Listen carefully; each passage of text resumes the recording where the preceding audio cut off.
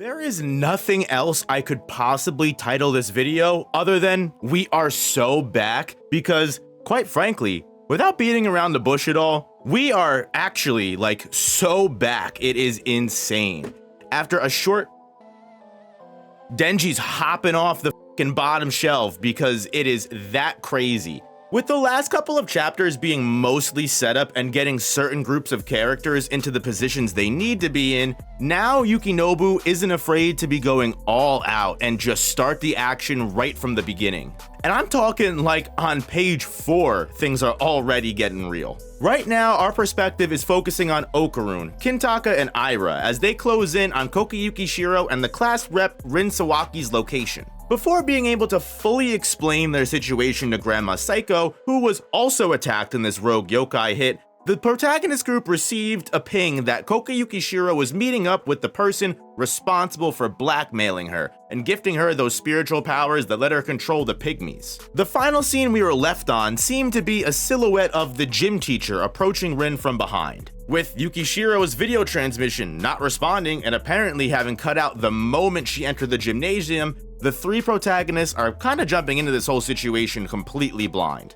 And because Kintaka, at least at this point, is basically just a nanomachine merchant, and Okarun still does not really have any real spiritual powers to call his own, Aira opts to enter the school first just in case they encounter danger right off the bat. Which, obviously they were going to, but unfortunately it happens in a way that they wouldn't have even expected. Like clockwork, the moment they split up, shit hits the fan on both sides of the gym entrance. The door to the gymnasium slams shut as Aira examines her surroundings, most likely from the sheer force of that familiar dropkick that both Kintaka and Okarun are crashed into with. Thankfully, Kintaka was able to weave the nanomachines into airbags to suppress the blow, which big brain move on his part. Although, it does seem with Okarun's new physical upgrades, Okarun was like way more braced and prepared to endure this attack than Kintaka was, despite both of them getting caught off guard. But who appears before them? The enemies that are ready to fight is a shock to Okarun, but something that we probably could have seen coming. Because we turn the page and get an awesome parallel to the Space Globalist arc's first introduction double spreads of the Kerr invasion force, except this time it's just two threats standing in Okarun's way. The Jet Booster Kerr, who has had an entirely new exosuit crafted for them as promised by Count Saint Germain, which basically means there's really no doubt about it that he is the one sending these enemies against our protagonist, but I'm sure people will still find reasons to not believe so. But another surprise that he definitely wasn't expecting was Heisei, Okarun's school bully and the new vessel of the Jumping Crone yokai, thanks to the Asura Blade Kintaka gifted to him by Count Saint Germain. With only Nanomachine Merchant and a non-Turbo Granny Okarun left on their own, as well as a guarantee that no outside help might come to them thanks to the other part of the main crew, Psycho, Gigi, Zuma, and Momo,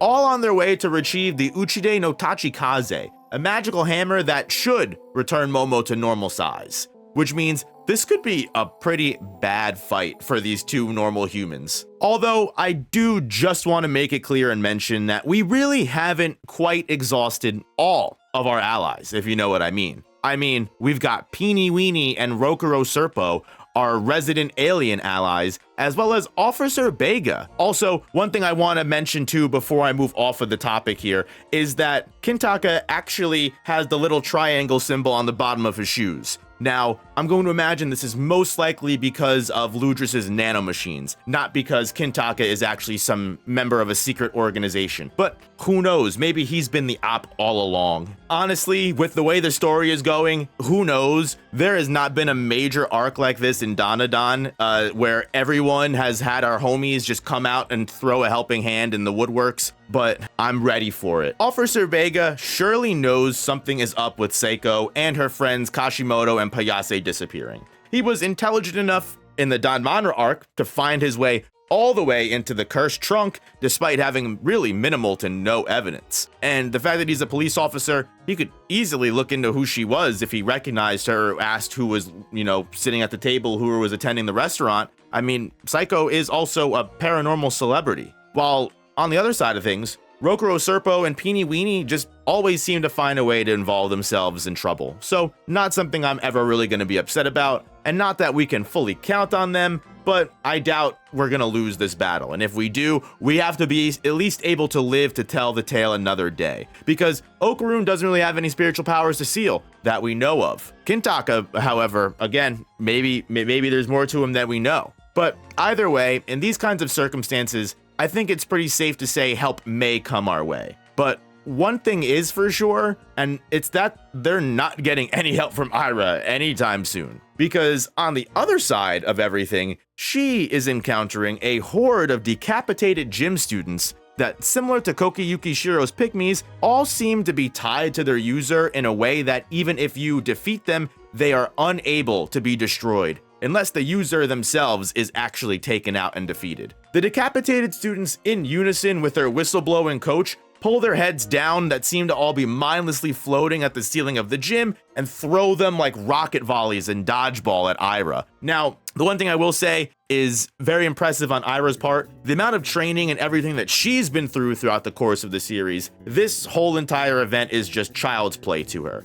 The user of this yokai and the decapitated students just aren't able to keep up with her speed and attacks, dictating the inexperience level, obviously. However, if it's an endless horde of non-stop attacks, even if she can keep up, if this fight goes on for too long, it could clearly just become a loss of attrition. Which means Ira's main point is to locate the user of this technique, but honestly, even more importantly, Ira needs to find the class rep and Kokiyuki Shiro, who are actually the sole reason that they are even here in the first place. However, as she's dodging attacks, Ira happens to look up at the decapitated heads, and she's able to pick out the class rep's guardian spirit, Mai Kawabanga, coddling one of the heads. And upon closer look, she realizes that one of those decapitated heads is the class rep Rin Sawaki. Surprised to see that both of her friends could be dead and among this horde of gym students. Now, I'm just gonna come right out and say this. I really doubt that Rin is actually dead, like permanently.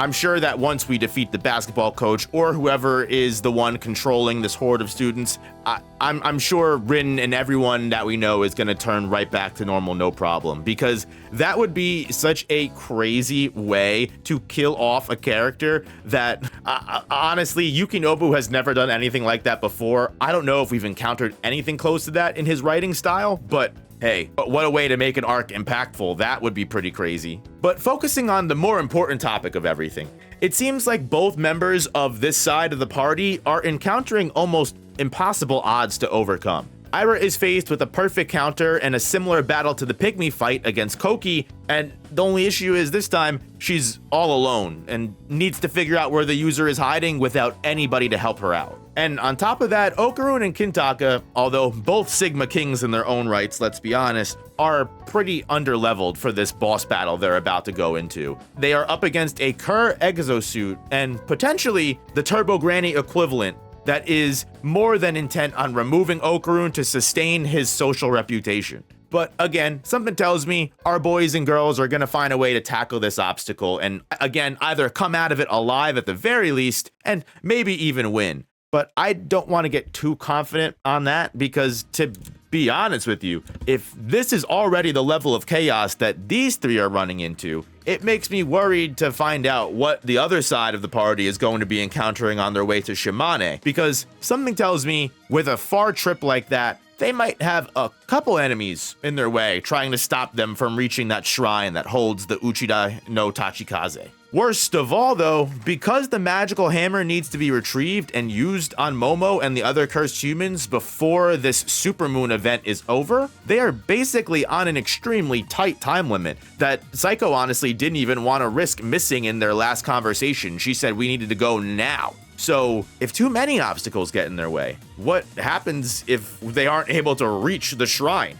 Momo could be small forever. Unji would continue to go blind, and the Don Manra kid is just gonna keep aging at an accelerated rate until he withers away and dies. I just have to say it, this arc stakes are absolutely insane, and I'm so happy that we're kicking right off with the crazy shit right after hiatus. No pause, no setup time, we're going right into it, and I'm so happy to be back into DanDaDan's weekly grind, because I won't lie, it has been one of my favorites every Monday, and I was definitely missing something not having it. But now that we're back, guys, you can count on videos every week from me. And also, please feel free to check out the Count St. Germain and Okrun videos that will be coming soon. More DanDaDan character videos are on the way, just to spice up that kind of content. So if you're interested in stuff like that, please check it out on the end screens, or maybe even check out the main channel that has even more content that you could ever know what to do with. But guys, I love you all and sincerely appreciate you tuning in.